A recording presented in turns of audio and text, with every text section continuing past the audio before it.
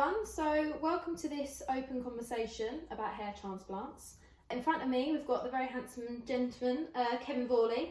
I actually know him as my dad, so this is going to be a conversation between father and daughter of two very different generations, different life experiences, but we both really want to break this stigma around hair transplants and break the taboo. So Dad, I've seen you throughout your career, grow your career as a barber, travelling, teaching and doing show work throughout the years, but I've also seen behind the scenes. I've seen you struggle with your confidence and, you know, not always, as I say, the confident person you have to put on stage and in front of, you know, fellow barbers and your clients and things. And I've also been lucky enough to see the process of the hair transplant right from the day you decided to do it. So we're going to tell everyone else about that today. We're going to tell everyone why you decided to have it and all the reasons behind that. So first of all, let's start off with what I've heard many years you say to all your clients. So tell me about your hair. When did you start to lose your hair? Can you tell everyone? I can honestly say, May, it was probably in my late 20s. As you know, we've had family losses over the years, like many people do, and your hair and skin react to stress and worry and strain, etc. And I think it's a combination really of childhood. When our first one was very small, we had a lot of worry when she was born, and that obviously triggered stress as well. The loss of my own father as well in my late 20s was quite traumatic. At the same time, it was almost a perfect storm. And then going into my 30s, I think going into business, business is, as you know, as a family member, it's quite impacting on your personal well-being and your personal life. And although I think it's fantastic and it's a wonderful opportunity to be in business, obviously, and to do all the things I've done, I've been very privileged and honoured to do the career I've had today. I'm very, very fortunate. But it takes its toll. It takes its toll on mental health. It takes its toll on physical health and obviously physical appearance. So I would say late 20s, early 30s, mid 30s. I think late 30s it really triggered in hair loss. Coincided with the start of business. I think really lots of hours, lots of hard work, and I think you don't tend to look after yourself brilliantly as a bloke. I think you do tend to soldier on. We all soldier on, stiff upper lip, etc. Especially my generation in their 50s now, we was told to get up and get on with life, and that's what we tend to do. Because I remember, I said to you recently, didn't I? I remember seeing a photo, looking for old photos on the computer from years and years ago, and I found a photo of you. You must have been mid-30s maybe, and you took a photo of your hair thinning then, didn't you? So it must have been a worry for quite some time. I think it started with me on my crown area, slightly thinning, and I was a bit wary of it, obviously. As you know, pictures of old, I had the most wonderful hair going. I was very blessed with hair. There's a running joke in the family that you stole my hair. And if anybody's ever seen May's hair, it is the most amazing, big, full, curly hair you've ever seen in your life. It's the most beautiful hair ever. I think when you've got something, the one thing I did have was always nice hair. And when that starts to go, I think your confidence, you're incredibly conscientious. I don't care who you are, you're very conscientious of your own appearance. It's not vanity, it's conscientious. It's being human, isn't it? Being human, and I think no one wants to see people aging, no one wants to see yourself deteriorating or looking a worse version of yourself. Everybody, in the job I'm in, I make people look the best version of them possible. So it's almost ironic in a way. The only brother out of all my big family, that's lost his hair. I mean, you couldn't write it, could you? So I think it did impact on me a lot, and obviously through my 30s and especially into my 40s, I noticed it a lot more. So how long had you actually been thinking about having hair trans before, obviously, in April this year, actually going ahead with it? Was it since the hair loss, or? Yeah, I think because you're aware of it and you then get fixated on it, and like anything, if someone's got the slightest thing different about them, they fixate. I would say probably before lockdown, I was very interested, especially the way the industry is developing around. I mean, there's hair transplants, there's hair systems now, there's micropigmentation work. There's lots of things now offering solutions to hair loss. And in an industry where it's all about hair and it's all about personal appearance, the transplant route always fascinated me. but I never thought I was in a position ever to need it. Mm. I got to a point, I think, 45 years ago, I started looking at it. It was very expensive, and is it vanity having it done? Is it the right thing? What will people think? How will my family react, etc., etc.? Everybody goes for the same questions. I think lockdown itself had a massive impact on me personally, physically, because I wasn't able to do the job I'm always done. And you know me, mate, I just work. I love working. If there was 30 hours a day, I'd work, and because that's just what I do. To stop that made a huge impact on me as a person, I think. It gave me time to think. It gave us time we didn't want to have. The other thing I would say, lockdown creates anxiety. Definitely mental health deteriorates. Although we keep a stiff upper lip, again, our generation, we keep that going. And we act positively, we work positively. Everything I did was a positive reaction to lockdown. But inwardly, I think it takes its toll. And I did suffer. I had anxiety afterwards, 100%. I suffered personally. The mental side, it did impact me, and I only realised that after. At the time, you fight the battle, you get done, you do what you got to do. I'm a doer, and afterwards you have time to reflect. I think on a personal level, after lockdown, I had a really serious think about my own health. I lost a bit of weight after lockdown. Last year I lost a couple of stone, kept it off, I feel better now. And I think because I was healthier, I started thinking healthier. And I started looking at my appearance a bit more. And I want to keep my best self. I want to be my best self for my wife, my best self for the family, best self for my clients, best self for my own personal happiness, you know. So the next natural stage for me is to look into it a bit further. So would you say that was the trigger point then, or was there anything else that, you know, made you think this is absolutely what I want to get done? I think because it's accessible now. Again, there's Turkey. A lot of people talk about Turkey. A lot talk about UK with transplants. There's a lot more transplant companies available. Social media, obviously, we're now heavily in social media. This generation where we're posting up on Instagram, Facebook, Twitter, TikTok, etc. And I think you're seeing a lot more of it. And where you show interest, you know, it triggers up things. I'm constantly seeing it. We're constantly talking about it in the industry. We're talking about hair systems coming in. I mean, I want to see a hair system being put on someone's head 10 years ago before it even came out. I remember you saying that in the shop the other day. It was incredible, and I was probably one of the first people privileged to see it. It wasn't from me, but I totally get why it does it, the confidence that gives someone, but the reverse when it's taken off. So I can see physical impact and mental health impacts. I just wanted to be the best version of myself, and I think, in all honesty, I think spending that moment for me to make that decision was probably one of the best things I did. It was the hardest thing to decide. And another thing is yourself. I mean, one of the trigger points, bizarre. You've thankfully and happily got engaged this summer just gone. And I always imagine walking down the aisle. We've always talked about a black tie wedding, really sharp, really smart, very rat packy, you know, that sort of thing. And I wear a shirt and tie wherever I go. Hence, you've got it on there. It's bizarre. But I could just imagine walking you down the aisle when you're older, in the years to come, with a black tie. I'm really proud, but I really want a nice haircut again. I don't want the option of a skinhead. I don't want the option of just a crop. I don't want to look like a doorman. That's what I don't want to look like. No offence to doorman, obviously, out there. It's just not me. And I want to look sharp, and I want to think sharp, and I want to be sharp, and I want to be proud, and I want you to be proud of me. Always. So.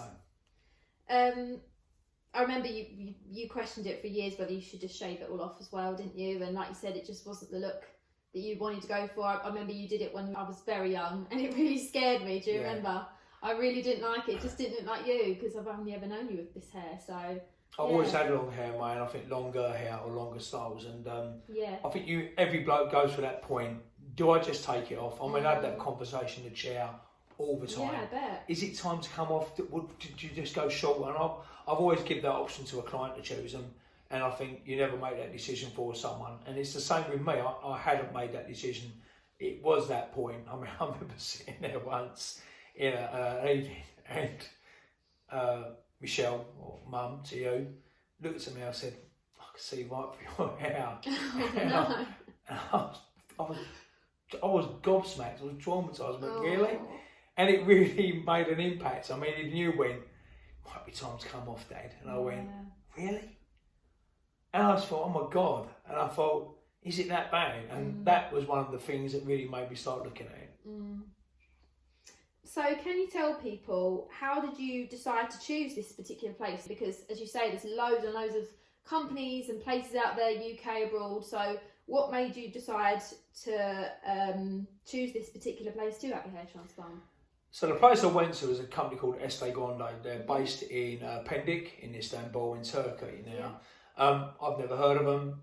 They're a big company out there. I've looked on Instagram, they've got over 2 million followers. Their work is impeccable. All the reviews are fantastic. And how I come about is a bit bizarre. There's a client of mine who we named nameless, obviously, client confidentiality. He was sat in my chair post-lockdown. Okay. And it was almost like he sensed me in a really funny way. I was cutting his hair. He's a good-looking dude, I've got to say. He's a bit of a dude. And I've been cutting his hair. He's got a lovely hair to cut. And we chat a lot as you do with clients. You become friends with them. And we was chatting away, and he said, he's coming up to his birthday. He's like mid-40s. He said, oh yeah, well, I've still got all my... I said to him, you still got all your hair? He said, oh, I had that done. I went, yeah, of course you did. And I actually thought he was pulling my leg. 100% I went, yeah, absolutely, of course you did. And he went, no, I did actually have it done. I went, where? Now, I couldn't even tell. That's how good it was. He pulled pictures up on his phone, almost, because I virtually called him a bloody liar. I couldn't believe it. And I felt embarrassed. He showed me these pictures, and it was incredible. His transplant, I would say, is the best I've ever seen. It was incredible. It was natural. It wasn't false hairline. It would just cut nice. It lay nice. Now, as a barber, I've been privileged to cut, I would say over 100 people I know. Yeah. Clients over 3 decades that have had some form of hair replacement or transplant or hair treatments.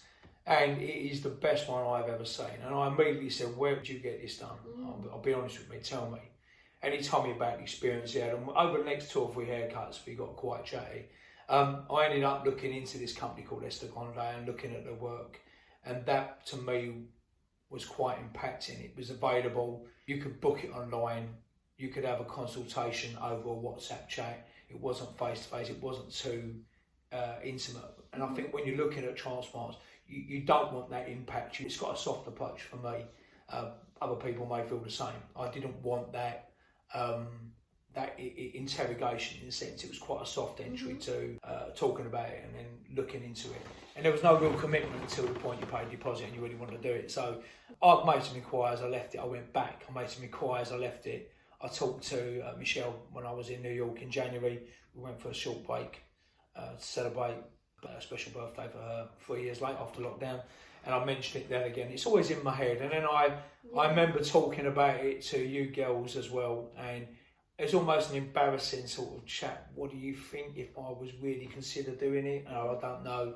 And I kind of feel in my way. And again, all blokes will feel this. I can't be the only one. No, so, absolutely not. You know. Yeah, it's funny you say the embarrassing part of things because, I mean, it's not a taboo thing for women. I mean, I know many people have had, you know, fillers or Botox of some sort or get the lashes done, all that. And it's, you know, completely acceptable as it should be. But for men, it's so bizarre to me that it isn't something that's talked about. So for a barber who is recognised like yourself, I think it's a massive thing, strangely enough, really, to come out and say about it. Because I'm sure you know, as you say, so many people that you've cut over the years have had it done. But it's odd to me, even still, that it isn't something that's spoken about. I think we are bombarded with images through Instagram, social media, advertising, televisions, magazines, etc. We're in an image-conscious society, 100%. It's all about what you look like. And really, it's more important how you feel like. I have a statement in my shop on the wall, mission statement. It's been there forever. Yeah. It pays, look and feel good. Good groom is our business. That's been now for coming up 17 years. And it really means something to me. I'm in a job that make people look good as well as feel good. I mean, the most important thing for me is how they feel.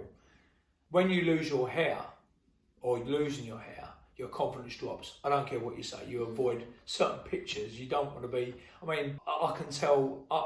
There'll be a million men out there with bald heads or bald patches currently now will not like seeing pictures themselves in wedding pictures at the back of their head or an image in a family picture or, you know, I know this. I have these guys talk to me about it. So I'm quite a privileged position to see both sides of the fence. I'm in a position where we almost create the content we're all looking at. We create the perfect, beautiful man, the perfect look, the perfect image, the haircut, the products, the styling, the education, how to do it. On the other side, I'm a recipient of how confidence falters or how you are changing your own personal view. Listen, nobody likes a picture of themselves. No one really likes how they look because, you know, to an extent we accept how we look. But I think now you can do something. I think since the transplant, it's made me a lot more confident in my own appearance, definitely. But at first it didn't, as you know. It was really quite the strangest experience, which we talk about. Yeah. So, last question for now. So, as we said, as a recognised barber in the industry, were you sponsored in any way? Because I'm sure that might be going through a few people's heads. You know, the rumour mill before it starts turning. So, we thought we'd get this one out there. Obviously, I'm working with Andy's Clippers. I've been with them for a decade and a half. I've been very honoured and privileged to travel and work and teach and show clipper education amongst some of the best barbers and my peers in the world. I've been very lucky. I'm also sponsored in products. I'm sponsored in scissor care with Spencer Scissors and you know, and Morgan's products as an ambassador, etc. And there's lots of things I've been lucky to do, as well as run my business and win things with that, which is great. This is something that I wanted to do for me, so it wasn't a case I went to this company because they give me a privilege or give me a free one. I don't think that's right. I think in this case, they didn't know me. I made a personal inquiry under my own name. They found out at a later stage that obviously they looked into me and said, look, we know you're a barber in the UK. I love your haircuts. I've seen pictures, so it's great. Thanks for that. But they treated me wonderfully. I mean, but I knew the care was very, very good from this client. You see, they couldn't do more for you. So I did experience good care, good customer care. And the whole journey was quite surreal.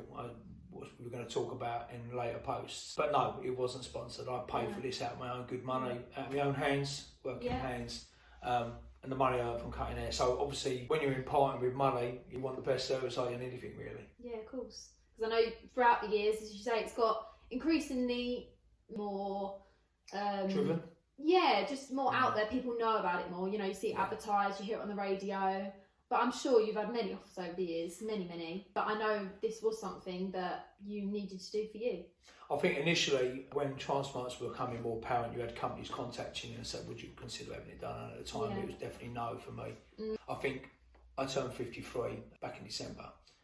Trip to New York for me in January, and Michelle's birthday was, I think it was the most wonderful week I've ever had. Great memories.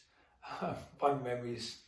I injured myself over there, but obviously, and I know I healed really quickly from that. I had an accident there, and I think I broke my eye socket at the time, didn't I? Well, obviously, pretty bad. But anyway, I healed really, really quickly, and that also triggered that I'm healthy. And I thought, well, if I'm healthy, I can heal quick, I can heal and recover from this. And that's almost the conversation where it led. So the trigger point again was, whilst I'm healthy, whilst I'm fit enough to do it, touch wood, I have no health issues currently at 53, and I feel well, I feel good, I work every day. And I didn't want to leave it to a point where maybe I wasn't healthy enough to have this. You've got to be 100% healthy. It is quite brutal in a sense, and harsh on you.